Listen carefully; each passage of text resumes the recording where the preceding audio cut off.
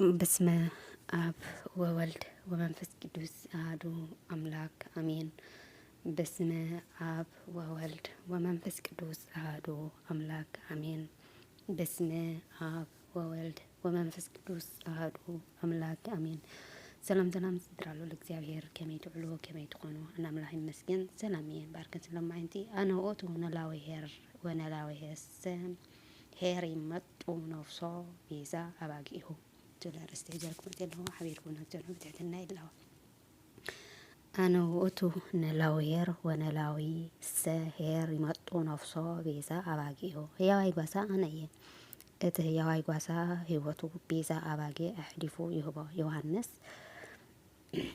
معراف 10 حدا إزي قنيات إزي كاب تحساس إسران حادن كساعة تحساس إسران شوعتن بقئ زلو قنيات بقدستي بيت كريستياننا نلاوي يبال نلاو مالت قواسا حلاوي تواهيلو زصواع إيوم قيتانان أملاحنان مدحنينان إيسوس كريستوس أول علينا زفتن قواسنات ناي نفسي وقف سعبتن أقلقلتن ناي قواستن حلافنات الناس تنتنلوم رأسنا أن مرمرو لجزي إيوم قواسنات تواريسو ملوكتاو بحرين تقبارن إيو سلسي دما أقزاوير بقالو هيواي قواسا مخانو دقاقيمو نجرنا الله إزي كمزي إلو انتلو نمخانو ناي قواسا تقمي انتا إيو قواسا نتن أباقي زحلوان نمنتا إيو انتينا لايبي كيسر ليابو كيسر كان تقلا بخاريا زبئي أنبسا نغري وزات خيبال عن إيو بزقبا زحلوها نسط راح يكون المجبنا بساعاتو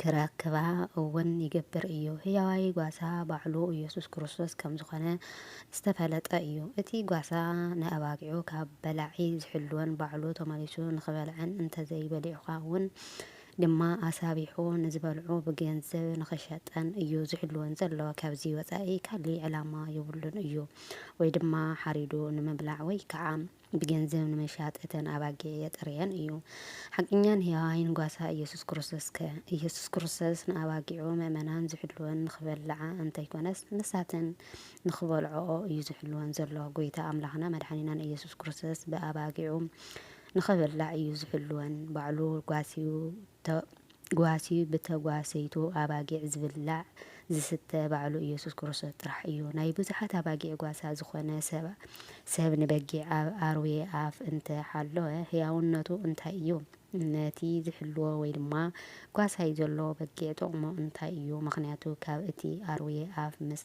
حالو تماليسو بعلو كم أروي يبلع إيو ما بعلو اكوا ولا انت يبلعو نوعو نزولعو بجنزبي شطو إيو ما هياونت ناي قواسنات تغمي زنقرلو جن ناتي حقنيا قواسا إيو مخنياتو ببتري مسكن أباقيو مسحالو سقو إنا بالعدما الناس يزحلو قاسا أيومو ناو نزمت سوان ناو ساي أيو صوء من مو كاو زبلع عدحنو بعلو زدحنو زبلع أباقي زقرم أيو بخالي إن خيب اللعا قاسيو تماليسن نساتن دما نزحلوان قاسا زبلع عدلن تتباقي عيان بحقي كم زبلت بعلو يسوس كريستوس هي قاسا أيو هي قاسا سلازخنا نفسونتن أباقي أحلفو كم زبن تناقيرو أيو قالو كم زيبل هي قاسا أنا إيام إتي هي قاسا هيوتو بيزا أباقيو أحلفو يهبو إتي بعل عاسبي جنا قاسا زي كونس انتن أباقي ونزت رويتو كلا كمس كلو انت رأينتن أباقي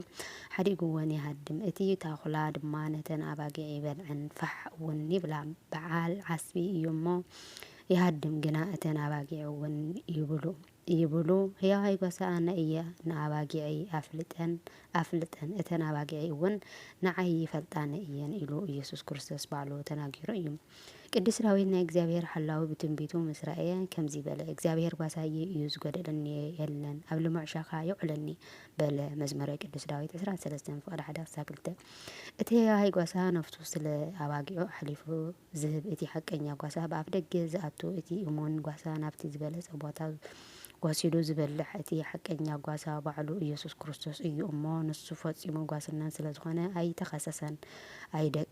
ኣይተተኸሰን እዩ ንሱ ኩሉ ግዜ ምስ ደገፈና ሰናይ ምስ ኣድላውና እዩ ዝነብር ብሓቂ ንሱ ከምዚ ነተን ኣባጊዕ ኣብ ልሙዕ ሳዕሪ ዘለዋ ንዓና ዋላ ኣብ ልሙዕ ሻኻ የውዕለና ካብ መንገዲ ኣየውፅአናን ካብ መንገዱ ኣየውፅአናን ብብርሃኑ ይመላለሰናን ይሕልወናን እዩ። ኣባጊዕ ዝተባሃሉ ምእመናን እዮም። እተን ኣባጊዕ ዝጓስየን ይፈልጦ እየን ማለቱ ምእመናን ክርስቶስ ኣምላኾም ምዃኑ ይፈልጡ እዮም ንማለት እዩ። እተን ኣባጊዕ ድምፂ እቲ ጓሳ ይሰምዓ ማለት ምእመናን ቃል ጎይታናን መድሓኒናን ኢየሱስ ክርስቶስ ይሰምዑ ማለት እዩ። ክርስቶስ ናይ ምእመናን ጓሳ እዩ። ክርስቶስ ንምእመናን ሂወቱ ኣሕሊፉ ዝሃበ ህያዋይ ጓሳ እዩ። ምእመናን ስግኡ ንክብሩ ድማ ንክሰትዩ እቲ እንምግቦ ዘለና ሓቀኛ ምግቢ እቲ እንሰትዮ ዘለና ሓቀኛ መስተ ናይ ክርስቶስ ስጋ ስለ ዝኾነ እዩ። ስጋይ ናይ ብሓቂ ምግቢ እዩ፣ ደመይ እውን ናይ ብሓቂ መስተ እዩ እሞ ዮሃንስ ምዕራፍ 6:55 ስለዚ ብናፃ ተጓሲና ንጓሳና ክርስቶስ ብዘይ ክፍሊት ብናፃ ንምግቦ ምግቢ ብናፃ እንስትዮ መስተ ህያውነትን መድሓኒነትን ንሱ ባዕሉ ኢየሱስ ክርስቶስ ጥራይ እዩ እሞ ንዕኡ ንኽተል። ኣብዚ ዕላማ ክልተ ዓይነት ጓሳ ኣሎ እዩ። እቲ ሓደ ጓሳ ንኣባጊዕ ብኣገባቡ ዝሕሉ ዝመርሕ ሂወቱ ኣሕሊፉ ክሳዕ ሞት ቤዛ ነፍሱ ስለ ኣባጊዕ ምሃብ ዝበፅሕ እሙን ጓሳ እዩ። እቲ ካልኣይ ጓሳ ድማ ዘይጎዶ ኣባጊዕ ብታኹላ ዋላ ይበላዕ ዝኾነ ዘይመስሎ ሰብ እዩ። ካብ እተን ኣባጊዕ ዝረኽቦ ጥቕሚ ጥራሕ ዝሕስብ እምበር ነተን ኣባጊዕ ዘይግደሰለን ጓሳ እዩ። ኣብዚ ዓለም ክልተ ዓይነት ኣባጊዕ ኣለዋ። እተን ሓደ ኣባጊዕ ተኸታተልተኛታት ኣባጊዕ እየን። ንጓሳ ዝፈልጦ ናይ ጓሳ ድምፂ ብዝግባእ ዝስማዕ ንጓሳ ዝኽተላ ኣባጊዕ ኣለዋ እየን። እተን ካልኣይ ኣባጊዕ ድማ ኣባጊዕ ዝመስላ ግና ድማ ጓሳ ዘይፈልጣ ናይ ጓሳ ድምፂ ዘይሰምዓ ንጓሳ ዘይኽተላ ኣባጊዕ ኣለዋ እየን። ንሕና ናይ ክርስቶስ ኣባጊዕ ኢና እሞ ጓሳና መን ምዃኑ ንፈልጦ ዶ? ናይ ጓሳ ቃል ንሰምዕ ዶ? ነለሊ ዶ? ንጓሳ ብግብሪ ንኽተሎ ኣለና ዶ? ንኽተሎ ኣለና ዶ? ጓሳና ናይ ክርስቶስ ተኸታተልቲ ዝኾኑ ሓቀኛታት ተኸታተልቲ ክህነት መምሃርን ቤተ ክርስቲያን እዮም። ናይ ጓሳ ቃል መፍላጥ ማለት ብዝግባእ ቃል ወንጌል መፍላጥ መምሃር ማለት እዩ። ጓሳና ምኽታል ማለት ክርስቶስ ዝተናገሮ በፍጹም ናይ ክርስቶስ ተኸታሊ ምዃን ማለት እዩ። ናይ ሰብ ተኸታታሊ ዝኸውን ሰብ ዘየስተውዕል ሰብ ሰነፍ ሰብ እዩ። ንሰብ ዝኽተል ሰብ ከይጸደፈ ከይወድቕ ከይተርፍን እዩ። ስለዚ ናይ መን ተኸታተልቲ ኢና? ናይ ክርስቶስ ተኸታተልቲ ኢና። እኹል ናይ ኣካል ተኸታሊ እዩ። ናይ ኣካል ኣድናቂ እየ ዝብል ነባራይ ነበር ብጎይታ ኢየሱስ ክርስቶስ ኣይሰርሕን እዩ። ሰብ ዝኽተል ሰብ ስዒቱ መንገዲ እዩ ዝኽተል ማለት እዩ። ንሰብ ክኽተል ሰብ እዩ ካሊእ ኣይኮነን። ዝሰሓሓት ዝጋገዝ ዝሓልፍ ዝመውት ዝደክም ሰብ እዩ እንትኽተሎ ብዝግባእ ግና ንዘይሰሓሓት ንዘይጋገር ንዘይሓልፍ ንዘይመውት ንዘይደክም ህያው እግዚኣብሔር እምበር ንዝሰሓት ንዝሓልፍ ንዝመውት ንዝደክም ሰብ ክኸውን የብሉን እዩ። ነንሕድሕናይ እግዚኣብሔር ተኸታተልቲ ሰብ ጥራሕ ይኹን። እዚ ማለት መምህራን ቃሉ ምሁርና ደኣ እምበር መምህርና ዘለዎ ሰብ እግዚኣብሔር ስለ እግዚኣብሔር እንተኮይኑ ናይ እግዚኣብሔር ተኸታተልቲ ኢና ንኸውን። ሓደ መምህራን ግና ተኸተልቲ ኣድነቕተይ እናበሉ ንርእሶም ብውዳሴ ከንቱ ክምርመሩ ብስሑት ኣነጋግራ ክናገሩ ይሰምዕ እየ እሞ ካብዚኣቶም ዝበሉ መምህራን ሓሶት እንጠንቀቕ፣ ኣይጠቕሙናን እዮም። ነቶም ተኸታተልቲ ኣይበሃሉን ዝሰሓሓት ነገር እዩ።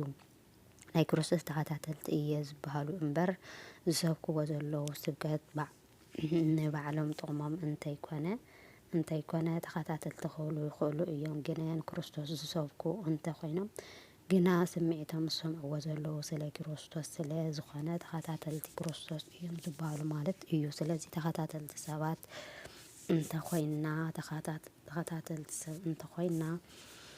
ተኸታተልቲ እግዚኣብሔር ንኹን እዩ እቲ ሓቂ። ብርሃነ ዓለም ቅዱስ ጳውሎስ ንቆሮንጦሳውያን ሰባት ከምዚ ኢሉ ጽሒፉሎም፣ ኣነ ናይ ጳውሎስ እየ ካልእ ከዓ ኣነ ናይ ኣጵሎስ እየ ዝብል ኣሎሞ ስጋውያን ምዃንኩም ዶ ኣይኮነን? እምበኣር ከሲ ጳውሎስ እንታይ እዩ? ጳውሎስ ከ እንታይ እዩ? ብኣቶም ጌርኩም ናብ እምነት ዝበፅሕኹሞ ኣገልግሎት እዮም። እግዚኣብሔር ንነፍሲ ወከፍ ክብከብ ዝሃቦም እዩ ዘገልግል። ኣነ ተኹላ ኣጵሎስ ኣስትየ እግዚኣብሔር ድማ ዓበየ። እቲ ዝዓበየ እግዚኣብሔር ደኣ እምበር እቲ ዝተኸተለ ኮነ እቲ ዝሰትየ ዝጠቅም የብሉን እዩ። ቀዳማይ ቆሮንጦስ ምዕራፍ 3:4-8 ኣነ ዘክርስቶስ እየ ክኸውን ዝግባእ ህያዋይ ጓሳ ኣነ እየ እቲ ህያዋይ ጓሳ ህይወት ቤዛ ኣባጊዑ ኣሕሊፉ ይህብ ብሓቀኛ መንገዲ ብብርሃን እምበር ብደንበርበር መንገዲ ብተፎዞን ኣይንመራሕን ኢና መልእኽቱ መራሒና ባዕሉ ኢየሱስ ክርስቶስ ዝሕልወና ዝጓስየና ንሕና ንኽንበላዕ ንኽስተ ዝፈቕደልና ኢና ንኽተል ዘለና ንህያው ብምስሊ ክርስቶስ ክንመስል ክልተ ግዜ ዝተፈጠርና ሰባት ኢና እሞ ብዛዕባ ኣባጊዕና ነዚ ክርስቶስ ዝበሎ ክንፍፅሞ ሓላፍነት ኣለና እዩ። ሓንቲ ኣማኢት ወይ ድማ ኣሻሓት ኣባጊዕ ጓሶት ክንከውን ንኽእል ኢና። ቁፅሪ መጓሰይና ብዘየግድስ ነዚ ኣብ ላዕሊ ተጠቒሱ ረቑሓታት ብምግባር ብምምላእ ህያዋት ጓሶት ምዃንና ነቲ ብህያው ዝጓስየና ሓለቓ ሓሶት ምምሳልና ነርግፅ ኢና። ነዚ ኣርኣያ እዚ ሓዲግና ብሸለልትነት ጭካነን ብኣቑሑት ዓሻ ጓሳ ንጓሲ እንተሃሊና ግና እቲ ሓቂ ጓሶት ክፈርዱና እዮም። ብኽቡር ምእንታ ክንከብር ነቲ ህያዋይ ጓሳ ንምሰሎ።